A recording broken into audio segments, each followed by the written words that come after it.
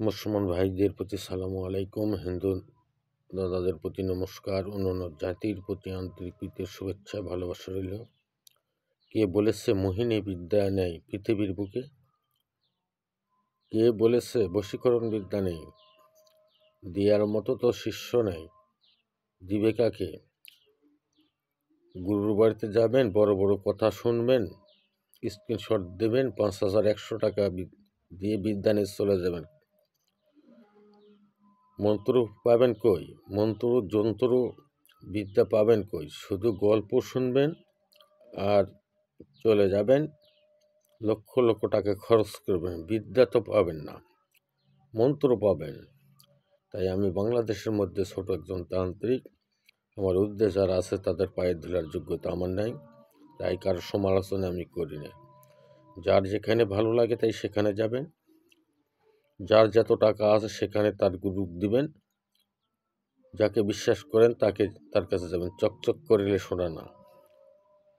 আমার কাছে টাকাতে বিদ্যা হবে না, আমার কাছে বিদ্যা নিতে হলে দানস্বরূপ কিছু হাদিয়া দিতে হবে, দানস্বরূপ বিদ্যা নিয়ে কাজ করতে হবে। বিদ্যা কখনো টাকাতে বিক্রি হয় না। আপনারা জেনে শুনে টাকার কাছে কেন বিক্রি হন? আপনারা টাকা দিয়ে কেন বিদ্যা কিনেন? দোস্ত আপনাদের।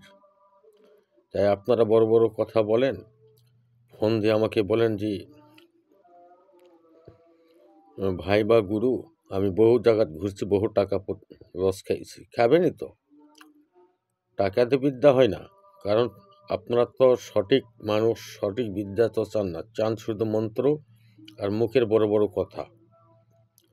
তাই আপনারা যারা বশীকরণ শিখবেন তারা বশীকরণ বিদ্যায় কাজ করবেন। যারা আমার 20টা সাবস্ক্রাইবার করছেন, 20টা শেয়ার করছেন, বা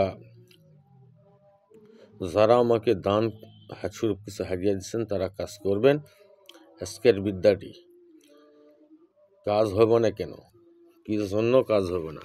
আগে আমার কাছে বিদ্যা শিখতে গেলে আগে বিশ্বাস অর্জন করতে হবে। আমাকে সর্বপ্রথম বিশ্বাস করতে হবে, তার উপর দানস্বরূপ কিছু হাদিয়া দিতে হবে। দানস্বরূপ কিছু হাদিয়া দিয়ে আপনারা দান কিছু নিয়ে কাজ করবেন। টাকা দিয়ে বিদ্যা কিনবেন, জীবন্ত বিদ্যায় কাজ করতে পারবেন না। একজন গুরুর কাছে কখনো বিদ্যা বিক্রি হয় না, সে প্রকৃত যদি গুরু হয় থাকে। বান কি জিনিস জানেন? বান, সুদর্শন চক্র বান কোন, ত্রিশূল বান কোন, কেসি বান কোন, পানবটি বান কোন, নারিকাটা বান কোন, যেই বান কোন, আল্লাহর রহমতে অনেক বিদ্যায় জানা আছে। 38 বছর ঘাস কেটে বেড়ায়নি, 38 বছর বিদ্যায় শিখেছি। তা দিয়ার তো জায়গা নেই। মন্ত্র নিয়ে কী করবেন? বিদ্যা চালানোর নিয়ম জানতে হবে, বিদ্যা তৈরি করার নিয়ম জানতে হবে। একটি সুদর্শন চক্র বা একটি ক্যাসি বান বা একটি নারিকাটা বান, একটি কাঁচি বান, একটি খুর বান, বোম্মার বান, যাই বলেন না কেন, নিতে হলে আগে গুরুর সাথে ভালোবাসা করতে হবে। সে যদি জানিয়েলা হয়। আমার কাছে তো তেমন 365টা বান আমার গুরুর সাথে পরীক্ষিতভাবে আমি শিখিয়েছি, তবুও তো আমি কিছু জানি না, আমি কিচ্ছু জানি না। যারা বই পড়ে বড় বড় কথা বলে, ডায়েরি কিনে বড় বড় কথা বলে, তাকে গুরু মানলে তো এই অবস্থাই হবে। লক্ষ লক্ষ টাকায় তো খরচ হবে না কেন?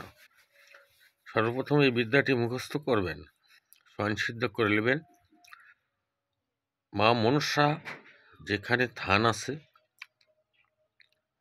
মনসার আস্তানা, মা মনসা দেবীর আস্তানা, সেখানে যাবেন, আসন পাতাবেন, 151 বার মন্ত্র জপ করবেন, আসন সাজায় নেবেন, মা মনসার আস্তানা জাগ্রত করবেন, করে বসবেন।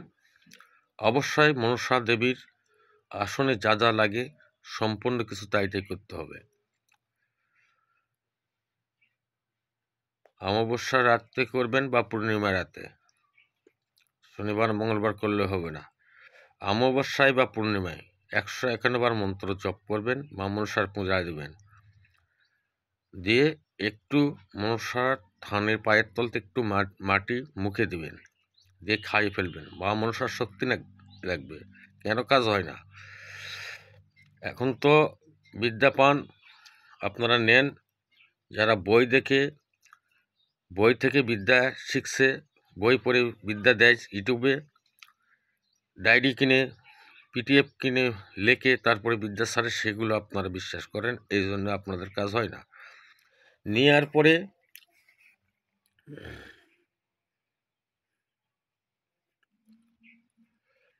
যে মনসা দেবীর যে পূজা চলাকালীন যে দিয়ারে তেল দেয় বা প্রদীপে তেল দেয়, সে তেল নেবেন।